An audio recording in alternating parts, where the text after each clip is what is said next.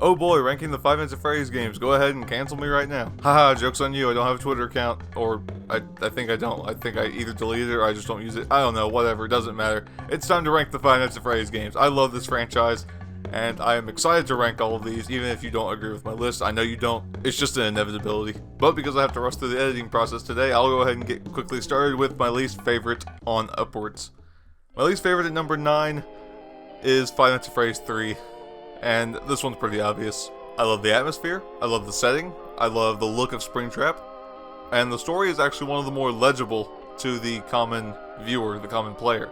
So what's to hate here? The gameplay. The gameplay sucks. The jump scares are pitiful despite how cool Springtrap looks, and the entire difficulty is complete RNG.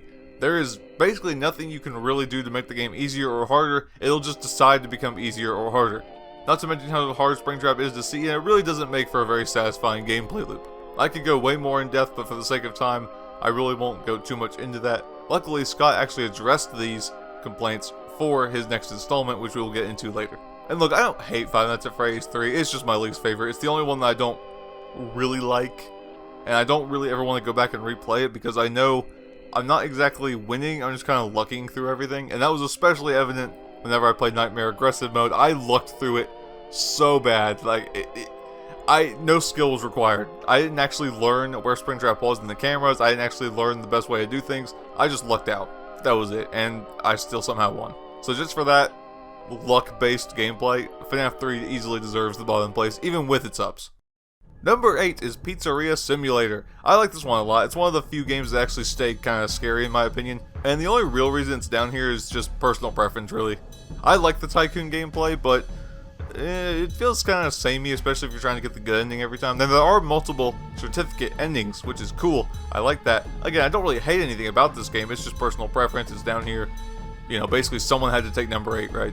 But I do really like the ability to buy different, you know, things for this restaurant, and even if you take free money in that sponsorship stuff, you still run that risk of the ads popping up in the middle of the night when you're doing all of your daily tasks. And I really like this risk reward that the game brings you without actually putting it all in the office gameplay exactly. Like, power isn't exactly a concern, it's the temperature, right? All that stuff is really cool. The jump scares are very well executed and they're very well set up in this game. Like, just the fact that you can't really see anything going on around you, and the scares kind of just feel like they come out of nowhere. That's really good. It's really well done in that sense. And that ending is very satisfying, even if the later security breach arguably ruined it. I'm still not 100% sure on that, but either way, that ending with Henry is very satisfying, and I love it. Number 7 is Ultimate Custom Night. I like it for its replayability. That's it. There's not really a lot to go over here. I enjoy customizing the animatronics, you know, unlocking, you know, power-ups, beating the challenges and stuff. I'm probably never going to do 50-20, to be honest, even though I want to. I just don't really have the time to practice all that. But I really enjoy this whole, like, Smash Bros. Meme of everybody is here kind of thing, right? I really do enjoy it, even if some of the mechanics for some of these animatronics require a bit much on the concentration side. It's just really fun to go in there and play however you want, right? Customizing the offices is fun. Customizing the difficulty of all these animatronics, it's just great. I just enjoy playing the game. It's just a fun game to hop onto, even if it's not particularly scary.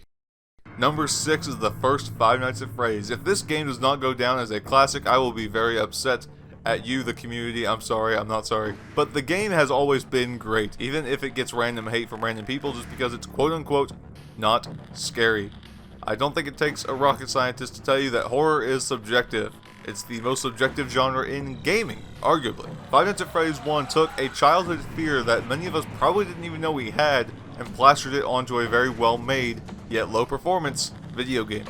That low-performance part is more important than you might actually think it is. It was able to reach a much broader audience than if it were a full-on 3D game.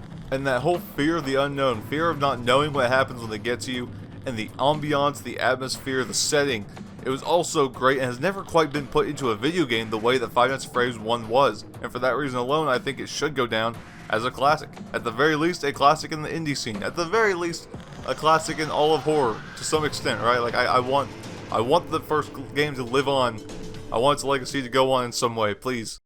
Number 5 is Help Wanted. The only reason Help Wanted is above 1, A, VR, B, is that it actually made FNaF 1 scarier.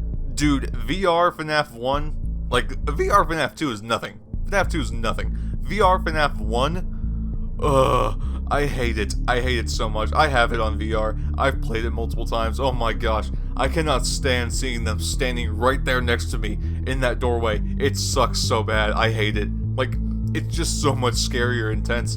And for that alone, it goes above FNaF 1. However, I enjoy the rest of the minigames. The repair, stations and the parts of the service for all the animatronics, finding all those tapes and coins, unlocking all this cool stuff.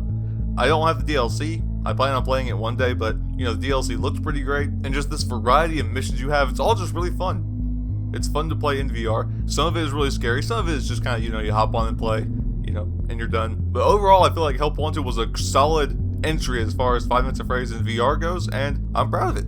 I'm proud of the game's existence, and it did really good in my opinion. Even if on the Oculus Quest 2, the textures were kind of downgraded. I'm not sure if it's like that on PC, but it seems like they were downgraded for the sake of the hardware, but that's alright. I still enjoy it. Number 4, ironically enough, is 5 Minutes of Phrase 4. The scariest game, not even close in my opinion. The reason it is so scary is because A, it forces you to turn your volume up just to play the game properly, which will make the jump scares worse.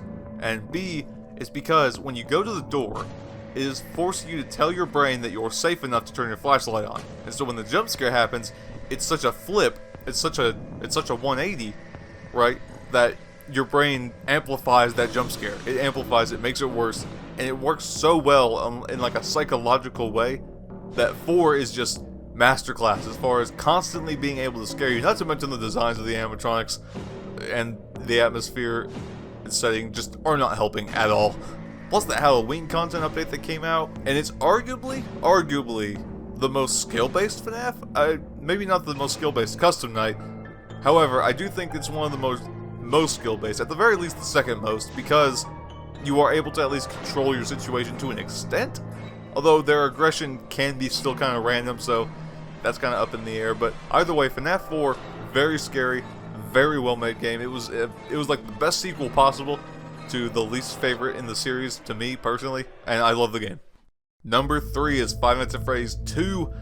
Part of me wants to put it higher, but realistically I can't. I don't know. Like, I love 2. I love it.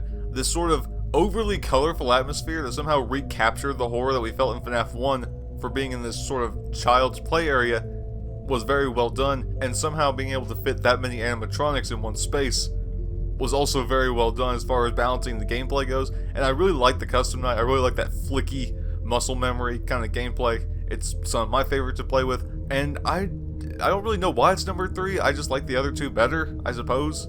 And you probably already know what those games are. You're just wondering which order it's in. The 5 Minutes of Phrase 2 was probably one of the best sequels ever to a horror game. Like, it was just such a good sequel. I remember being so hyped for it. Just getting the trailer footage for this video, I got goosebumps and nostalgia. It was so good. FNaF 2 may not be the best objective game, I suppose, but either way, it's nostalgic. I love the custom night muscle memory mechanics. I love the setting, atmosphere, and it's got the scariest Easter egg in 5 Minutes of Phrase history. I will put that on screen for you.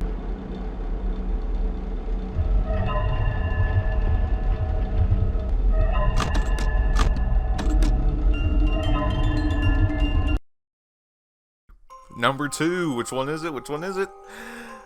Security breach. Okay, look, I understand if you were unable to even play the game, sure, you have permission to downvote it, right? Like, obviously. You spend $40, you can't play it, duh. But me personally, one crash, turned VSync on, it fixed it. I experienced a few game-breaking bugs here and there that just got fixed with a checkpoint reset, right? And there were some performance issues, but other than that, the actual content that I experienced, despite feeling unfinished, I loved it. And I think what this game has an advantage on over other games is what it's allowed to do with its unique set pieces and events. Like, boss fights? There are boss fights in this game, kind of, to an extent, right? There are boss fights. I actually really like the Monty one. Like, I don't know why it felt really cool to take him out. And Freddy is just a homie, right? Vanessa, even though she isn't in there the whole game, she feels like this looming presence, right? I realized she didn't have a lot of screen time, but I don't know, it just felt like she was always there to some extent, right? Like, she was just manipulating everything. And the different scenarios the game puts you in that keep you on your toes, right?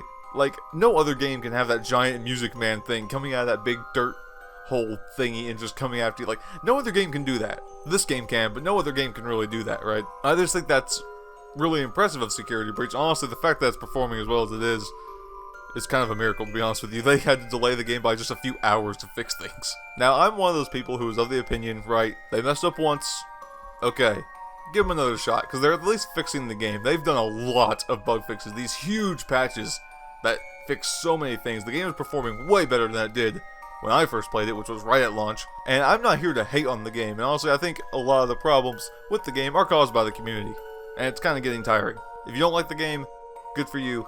I don't care. I loved it. And I'm going to give it another replay because I want to re-experience these events. I want to re-experience the story, and I just enjoyed it that much. And obviously, it's got more replayable gameplay and better graphics. That's not really worth comparing at this point because, duh, of course it does. But, you know, I thought I'd just give it a mention. But seriously, Freddy is a homie. Gregory, your list is great.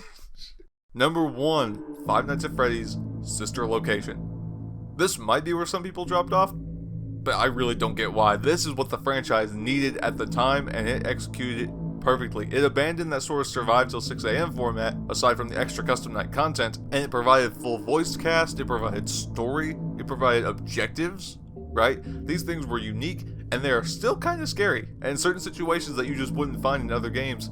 Even with the parts and service stuff from Help Wanted, it doesn't quite match the dark atmosphere of the parts and service in this game in particular. It's just different, and hard to explain why aside from the atmosphere and setting, but it's just different. And there's a lot more disturbing content here than straight up horror jump scare kind of stuff, like when the two technicians are hanging from the, you know, the platform things, the stages, and like when you're hearing your character walk through the wet puddles in the floor in the Foxy area. Like, stuff like that is just so well executed in this game, and even the easy parts are still kind of disturbing in their own way, right? And these parts were brilliantly remade in Help Wanted, but there's just something about Sister Location that's just charming for its own reasons. And I also love the custom night more in this game. This has to be probably my favorite custom night. I do still love 2, but I like this one a lot because this one 100% skill based. Like, yeah, a tiny bit of RNG, but it's RNG that you're kind of able to control almost, right? And there are patterns here that you can memorize and work with. And I just love that a custom night finally took a more skill-based approach, and this one was extremely satisfying to get better at and beat. I love Sister Location. People may not agree, but it has to be my favorite. It just does a variety of different things, and it does it all well, not just the stay in place and survive till 6 a.m. Okay, that was my list. What is yours? Leave a comment below. I'll make your list into a video. Just a reminder. I'll make your list into a video. I forgot to say it at the beginning. I'm going to regret that, but if you have a list, I'll turn it into a video for you. That's going to do it for me. Thank you for watching, FNaF fans, and I will see you later. Yeet.